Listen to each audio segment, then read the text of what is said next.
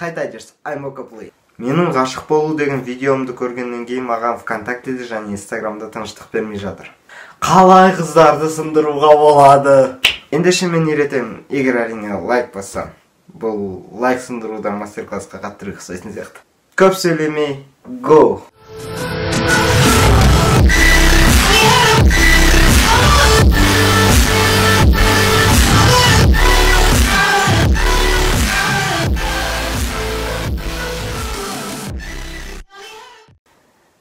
Ең алдымен қыз сындырмас бұрын нирванаға жету керек.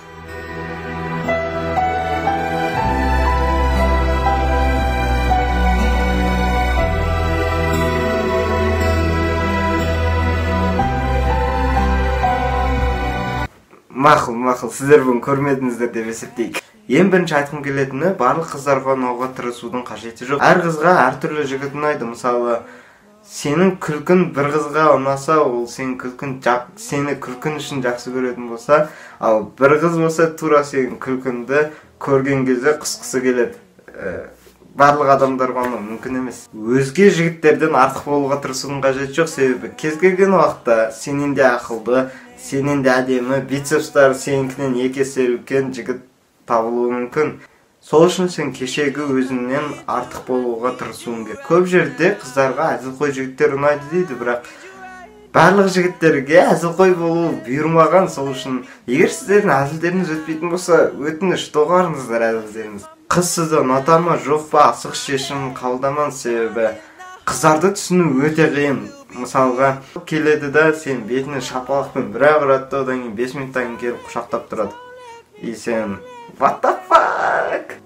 Мынандай жағдай болуы да мүмкін. Сен барлық қыздарға ұнайсың, бірақ именно өзіне ұнайтын қызға ұнамайсың. Оның себебі сен өзіңе деген сенімділігіңді өзіне ұнайтын қыздың жанында жоғалтасың, себебі сен қатты қобалжып тұрасың.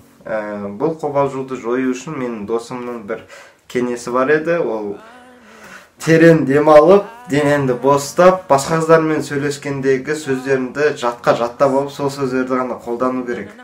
Тағы да бар, қыздарға мейірімді, адал, жомарт жігіттер ұнайды деген, бірақ кейбір адамдарға табиғатынан ондай қасиеттер берілмеген. Жомарт болу, мейірімді болу деген сияқты, ол табиғатынан берілетін нәрсе, оны жасанды түрде мейірімді болуға болмайды. Егер де сіз олай жасауға тырысатын болсаңыз, бұл екіжүзділік болып кетеді. Сол үшін мейірімді болуға болмаса, тағы да жомарт болуға, сол қыздың көзінше тырысудың қажеті жоқ. Бұл екіжүзділік деп саналады. Girl, you are very beautiful, but I am prettier than you. Қыз, сен өте әдемісің, бірақ мен саған қарағанда әдемірекпін деген сөз. Бұл тәсілді жақындату әрі итеру деп атайды. Бұл тәсілді әсіресе жаңадан танысқан қызға қолданады, себебі сен танымайтын қызға сен әдемісің, бірақ мен сенің қарағанда әдемірекпін деген сияқты айтады. Ары қарай әңгіме жалғасып арға араласып кетеді. Тек қана қыздар ғана емес, басқа адамдар да сізбен жақынырақ араласқысы келу үшін сіздің өміріңіз қызықты болу керек. Сіздің өміріңіз шынымен де қызықты болу керек. Ол қызықты болу үшін сіздің өміріңізде қызықты істермен көбірек айналысуыңыз керек, өзіңізге ұнайтын нәрселермен айналысуыңыз керек, өзіңіздің хоббиіңіз болу керек. Әркімде ол әртүрлі нәрсе. Сурет салу, билеу, өлең айту, әртүрлі аспаптарда ойнау, тауға шығу, видео түсіру деген сияқты өте көп нәрселер бар. Және хобби адамда біреу ғана болу міндетті емес, әр адамда 10 шақты хобби болуы мүмкін, тіпті 20 шақты хобби болуы мүмкін, ол адамның өзіне бай. Мысалы, мен сүйікті істерім өте көп, бірақ соның ішінде ең қатты бүйтіп айта алатын, ол жай ғана көшеде наушник тағып алып, просто әр нәрсені ойлап, жай ғана жүріп қайту, серуендеп жүру, маған өте қатты ұнайтын нәрсе. Мен ол іспен күніге айналысатын сияқтымын. Жай ғана жүру өте қызық. Мен үшін өте қызық, көп нәрселерді ойлап, алға пландар қойып, сондай өткен шақтарын бәрін мида қорытып, бәрін ойластырып алу өте пайдалы нәрсе деп ойлаймын. Көп адамдар оны